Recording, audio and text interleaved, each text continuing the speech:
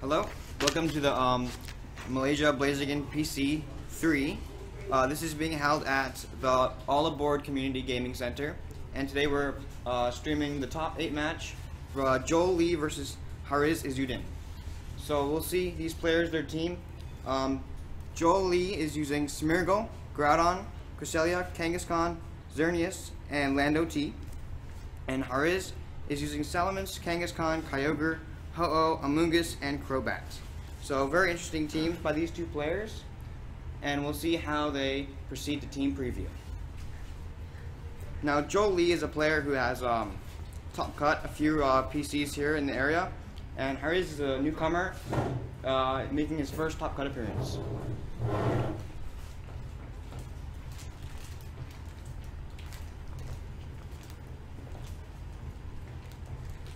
And the players are proceeding to team preview now. Let's see how they lead. Some technical difficulty.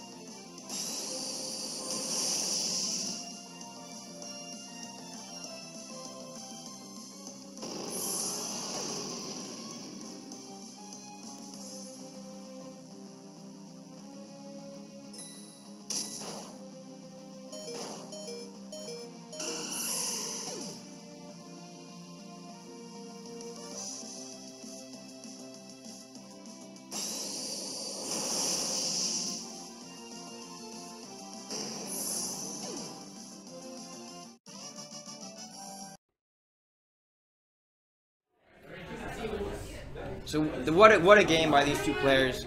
Now we know that this is top cut, so there will be this is a best of 3 set. So Joel will have a chance to come back, or Haryz will have the chance to dominate the game. So whoever wins the first 2 games will take the set. Now I'll be joined by my friend Cliff. Yeah, hi, I'm Cliff. I've been commentating for a few other rounds previously. I'll be helping out with my friend as well for this match, which I believe it's Joel versus Haryz. And if you've seen earlier, Haryz took the win very convincingly by firstly playing smartly and managing to keep his ho around, I think. I think so. I mean, the ho really proved itself in that match. I mean, against Joel's 2 legendaries, the Groudon and the Xerneas. Yes, both can really do much against the ho itself. And I think Joel really needs to play that Landorus a bit smarter. Yeah, he kind of needed it to take care. I believe that Joel's priority in the second game is to firstly take care of the Ho-Oh, exactly. Then his primals can come in. Yeah, exactly. Because, yeah, I mean, that Ho-Oh just stuck around the entire game, and he had nothing to do with it. It was just firing off Sacred Fires, getting the burns. Getting the burns, yeah, exactly. And, and the fact that that Ho-Oh itself is pretty bulky on itself, both on the special, especially on the special end, so it can take a lot of punishment from most special attackers. That's probably why Joel decided not to go with the Xerneas. Yeah. I mean, if he sets up a Geomes, he has to deal with the Ho-Oh still, and it's not going to be a clean KO. Because Ho-Oh itself, oddly enough, is a physical attacker. So Sacred Fire still does a lot of damage. Exactly. Even with the +2. And it looks like the game is about to start, and they're heading into their game. Joel versus Haryz. This is game 2. Haryz took the first game with his Ho-Oh very convincingly. Now let's see here. The Kangaskhan Crobat from Haryz. And Landorus Kangaskhan coming across. So, I think it's the same leads. No. Same lead from Joel. Haryz led with his Ho-Oh last game. And I guess the Crobat this turn, as we all know, it likes to carry Quick Guard, but and with that Quick Guard, it will prevent a fake out from Joel's Kangaskhan. Exactly. Now, but what's interesting this turn is that there is no real need for Crobat to go for a fake out actually, because if that Kangaskhan in its normal form has the inner focus, then it can still attack the Landorus. And what I expect this turn for the Crobat is to either go for a Tailwind or even a Super Fang. I think this is a very important turn for him to Tailwind. Since Joel really can't do much to prevent that. Since Crobat's just so fast. Crobat's fast, it has inner focus, and all around it's a great support Pokemon for this metagame in the 2016 VDC era. Yeah. I mean, the Tailwind will actually help Haryz out significantly since there's the Kangaskhan, and Kangaskhan versus Kangaskhan matchup. We saw Joel go for the Power Punch last game. Now, if he Power Punches here, that could be something very significant. Now, as you can see also just now, what could be a speed tie between Haryz's Kangaskhan and Joel's Kangaskhan. We saw Haryz's Kangaskhan move. Make it evolve first. So, he goes for the Quick Guard, and Joel doesn't fall for it. He goes straight for the attack. Now, if he goes for the Power Punch here, that could be a game changer. Oh, no, instead going for a return. He goes for the return. So we do see it's a speed tie. So it was a speed tie. It was a speed tie. So now with the Crobat down, he didn't get a Tailwind up oddly enough, but KO go to Kangaskhan going for a low kick. I don't think he can pick out KO, especially at -1. It doesn't. That Intimidate goes a long way. Now we saw that Haryz's Kangaskhan moved after the Landorus, didn't it? Yes. So that Landorus could be scarred. But didn't Joel's Kangaskhan move before the Landorus, or did it not? No. The Kangaskhan, if I am not mistaken, it went return before the Landorus. The Landorus went first, but I think that's just because previously, before the turn you Mega Evolve, you maintain your speed tiers. Exactly. Okay. So let's see. Now, Haryz sends in his Kyogre here, which is threatening with a either spread water Pokemon with spread water move. Yeah, with a spread water either a Water Spout or Origin Pulse, or it could even decide to go for the Ice Beam on the Landorus. The problem coming here is that both Landorus and Kangaskhan, they're not intimidated. Their physical attacks will do a lot of damage to the Kyogre. So if that Kyogre does have Water Spout, it won't be doing a lot of damage. I think it's probably a good idea just to double attack that Kyogre, but that threatens there if he decides to attack. Yeah. If he decides to protect, then it's just they kind of just walked into it. But if he doesn't attack it in any sort of all, they risk being damaged. Now we saw how important that Tailwind could have been if he had gone for it instead of the Quick Guard. But here you go. Joel instead comes up for the Kyogre, and Haryz did go for the Protect that we mentioned. Yeah. So interestingly enough, and Kangaskhan goes for the low kick. Now I expect him to pick up a KO onto the Kangaskhan, and he does. So that's one thing that could potentially threaten his Kyogre. Now we see Joel has got his Cresselia back in, and we did see it had the Lumber. Yes, correct. And Landorus here comes in, once again intimidating the Kangaskhan, which brings it down to -2 attack. So one thing that Joel could do, we don't know his last Pokemon, it's probably the Groudon or the Xerneas. I assume it would be the Groudon. It would be Groudon because he kind of needs it. He needs it against the Kyogre. So a switch into Groudon here would help him out significantly against if he predicts that and goes for an Ice Beam, then it wouldn't look too pretty in the end. It doesn't really, but it depends on the spread there how much it would do. Especially we did see that Kyogre had Scald last game. Yeah, so possibly it doesn't have Water Spout or Origin Pulse. Possibly in this game it probably wouldn't, but according to the list, it actually is Water Spout. It's Water Spout and Scald. So it doesn't have the Origin Pulse. So it can't go for the spread. Oh, what is this? Oh, we see the Chardy Berry he switches it into the Rock Slide. What a bold move by Haryz. It doesn't take much damage, but that only allows it to be in the flinch. The flinch on the Kyogre. That is not good. But here we go. If that Ho-Oh is not as fast as the Landorus, and it could still outspeed it since it is under Trick Room. Yeah, exactly. You know, it kind of comes down to these different speeds because they're all around the same speed, I believe. Yes, they're all around the same speed. Landorus is like Landorus is base 90, yeah. So is Kyogre. I think. Wait, what is Ho-Oh? 90, 100, 95, 90 something. 90 something. They're all these legendary 90. We can kind of assume Cresselia will be going first here, but let's see how this decides to turn out. I feel that the Cresselia right now is in a very optimum position for it to start. Regardless of whether it goes Ice Beam, Moonblast, or whatever move it has in its moveset, and I believe that Landorus should be switching out to a Groudon since that's the most optimal move. Yeah, I mean, Joel does not want to take a Scald here. A rain boosted attack from Kyogre would be pretty so big dent in his team. The water move coming here is but instead he withdraws out his Ho-Oh. The interesting choice, he brings back his Kangaskhan. Maybe he did predict the switch out of Landorus, we'll just have to see. Now we'll see. Haryz will have the fake out pressure next turn, and Joel does go out into his Groudon. Good play. That's a safe play. That's the best play that could be made, I would say. And here we go. How does Haryz react? How does the turn turn out? Let's see. I'm curious to see what Haryz does. Because a Scald won't do anything here, or a Water Spout. If he goes for anything, any water move, it won't have any effect here. I assume that if he goes for an Ice Beam, it could be. And Cresselia goes for an Ice Beam. The Kangaskhan slot. Yeah. Won't be doing much damage, of course. Kyogre going for Ice Beam, he did predict it. And let's see how much it does. That does a little bit below 50. That looks like a roll to get through the KO. 35% maybe? Yeah, it looks like that. But right now under Trick Room, we could assume that the Groudon is minimum speed, but with that Kangaskhan able to put out some fake out pressure here, things don't look too good on Joel's side, especially since at the back he only has a Landorus, so he kind of needs it. Let's see, it kind of, we already saw Joel last game reveal the Swords Dance on his Groudon. But I believe in this turn he can't risk a Swords Dance this turn. He can't risk the Swords Dance, but he's probably wishing he had Rock Slide instead of Swords Dance this game. A very smart switch there, I believe, going out to Kyogre so that for a potential reset in weather, bring out Ho-Oh which will resist. And Groudon goes for the Protect here, trying to block that fake out possibly. And let's see, Kangaskhan does go for the fake out on the Groudon. And he goes for a skill swap.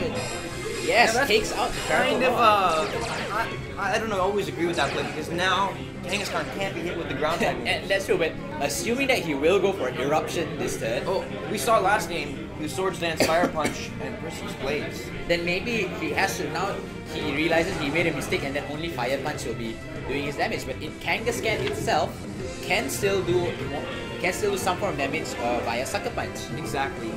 Now, unless Joel makes a very risky predict of going for a Precipice Blades where Kangaskhan might switch out. You know, he did that last game.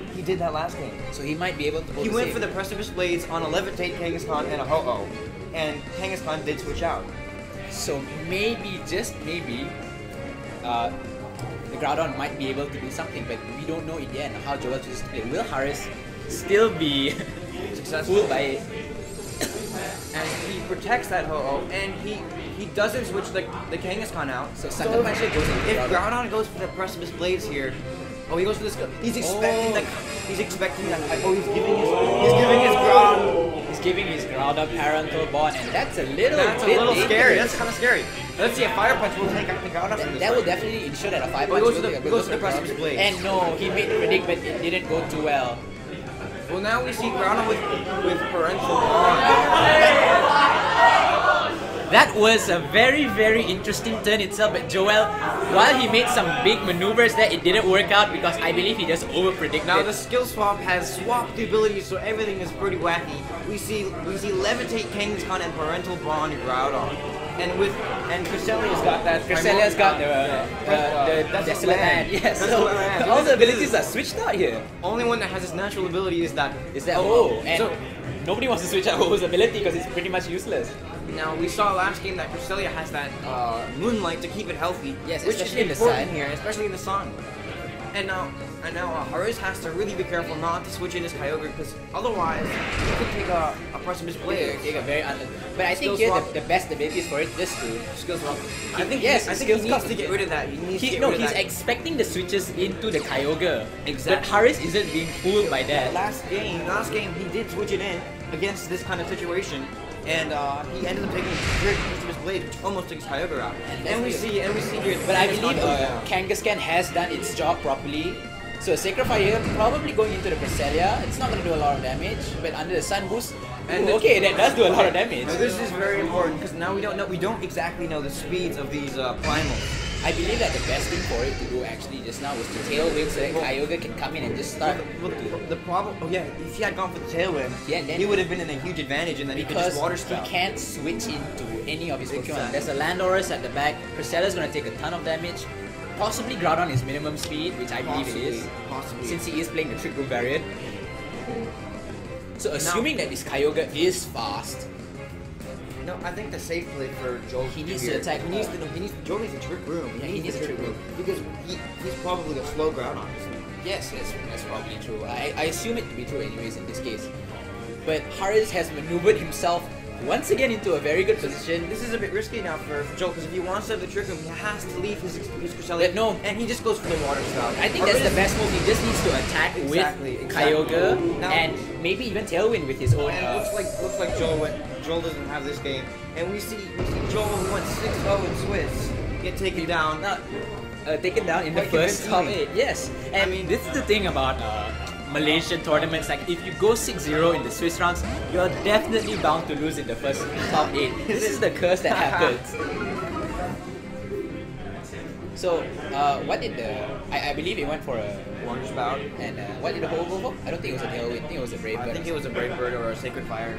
So the problem, I don't think he went for a Sacred Fire because the rain is up. I think it was a Brave Bird. Yeah, probably a Brave Bird. Sorry. So the biggest thing that could happen here is that some flinches could happen. So Joel could possibly take the game well, anyways. we see that Ho-Oh is going to go down.